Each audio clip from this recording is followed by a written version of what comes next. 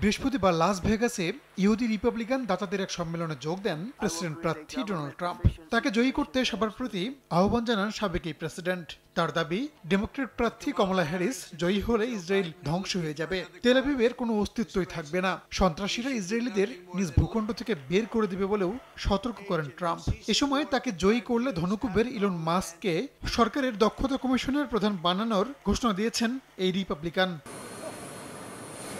ট্রাম্পের এই দাবি নিয়ে কমলার প্রচারণা শিবিরের প্রতিক্রিয়া জানতে চেয়েছিল বার্তা সংস্থা রয়টার্স, যদিও কোনো মন্তব্য পাওয়া যায়নি। আগামী 10 তারিখের প্রেসিডেন্সিয়াল বিতর্ক নিয়েই ব্যস্ত আছেন কমলা।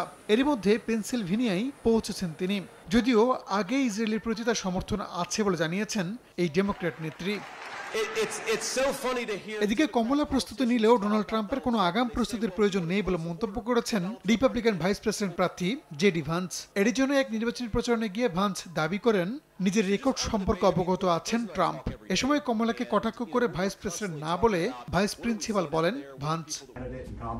প্রথম বিতর্ক ঘিরে পেনসিলভেনিয়ায় অবস্থান করছেন ডেমোক্রেট ভাইস প্রেসিডেন্ট প্রার্থী টিম ওয়ালজো। এদিন একটি কাউন্টিতে মেয়েকে সঙ্গে নিয়ে নির্বাচনী প্রচারণা চালান তিনি। অঙ্গরাজুড়িতে ভোটারদের মন জয় করার চেষ্টা করছেন ওয়ালজ।